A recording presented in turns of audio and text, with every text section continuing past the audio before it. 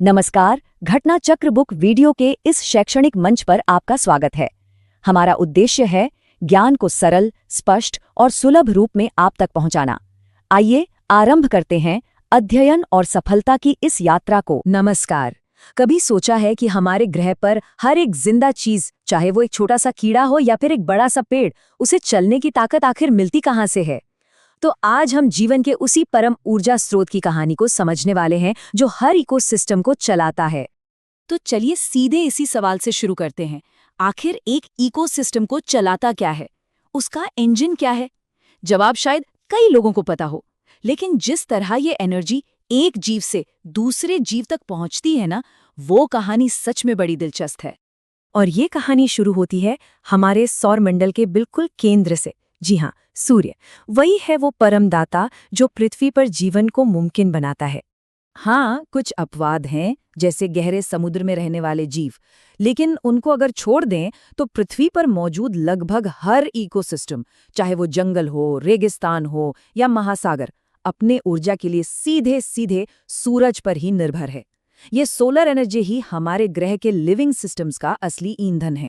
और जब हम इस ऊर्जा की बात करते हैं तो इसके लिए एक खास शब्द है, सूर्यताप, या अंग्रेजी में इंसोलेशन। ये वो सौर ऊर्जा है जो असल में पृथ्वी की सतह तक पहुंचती है, जिसे हम नाप सकते हैं और जिसका इस्तेमाल यहाँ का जीवन करता है। तो सवाल ये है कि इस ऊर्जा को पकड़ता कौन है? और यहीं से कहानी में एंट्री होती है हमारे इकोसिस्टम के सबसे जरूरी किरदारों की, यानी उत्पादकों की। ये वो हैं जो सूरज की ऊर्जा को पकड़कर पूरे सिस्टम में आगे भेजते हैं। इन उत्पादकों को वैज्ञानिक भाषा में स्वपोषी या ऑटोट्रॉफ्स कहते हैं। जैसा कि नाम से ही पता चल रहा है, स्वपोषी यानी जो अपना पोषण खुद करते हैं। और इनमें सबसे खास, सबसे जरूरी है हमारे हरे भरे पौधे। पौधे ये कमाल एक जादुई प्रक्रिया के जरिए करते हैं, जिसके बारे में हम सब ने स्कूल में पढ़ा है, प्रकाश संश्लेषण यानी फोटोसिंथेसिस। ये वही प्रक्रिया है जो सूरज की रोशनी को केमिकल एनर्जी यानी कि भोजन में बदल देती है। चलिए इसको एकदम आसान भाषा में समझते हैं।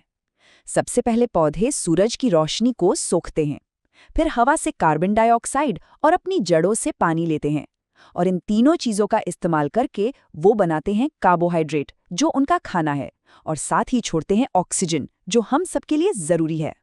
तो ठीक है, ऊर्जा अब पौधों के अंदर भोजन के रूप में जमा हो गई है, पर ये सिस्टम के दूसरे जीवों तक कैसे पहुंचती है? यहीं पर कहानी में आते हैं उपभोक्ता और अपघटक। तो मोटे तौर पर हमारे पास दो तरह के जीव हैं, एक स्वपोषी जो अपना खाना खुद बनाते हैं, और दूसरे परपोषित यानी हेटेरोट्रॉफ्स जो भोजन के लिए दूसरों पर निर्भर रहते हैं। हम इंसान और बाकी सभी जानवर इसी दूसरे ग्रुप में आते हैं। अब ये जो परपोषित है, ये भी दो तरह के होते हैं।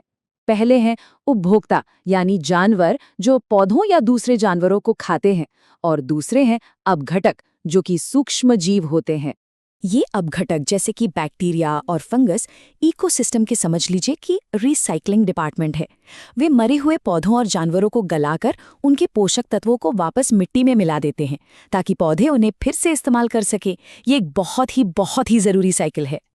अब हम इस एनर्जी की यात्रा के सबसे दिलचस्प और शायद सबसे जरूरी हिस्से पर आ गए हैं।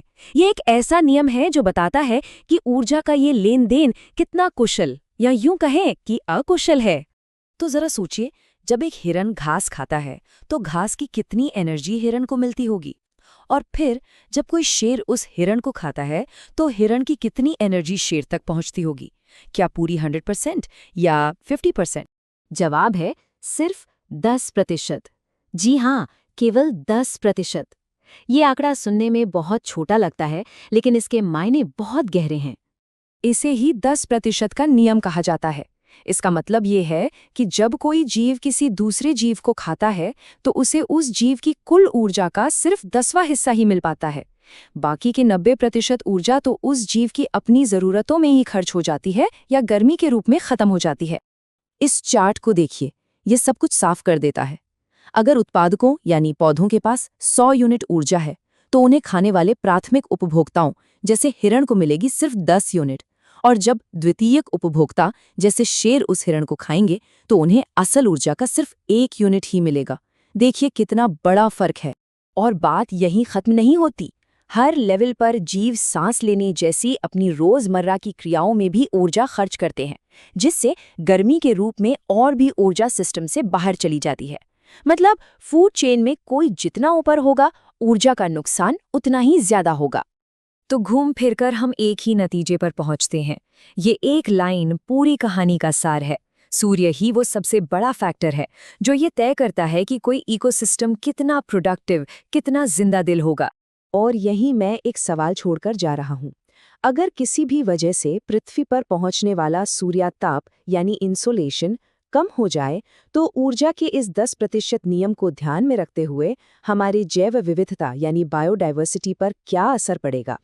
ये एक ऐसा सवाल है जो हमें याद दिलाता है कि हम सब एक बहुत ही नाजुक एनर्जी के चेन से जुड़े हुए हैं।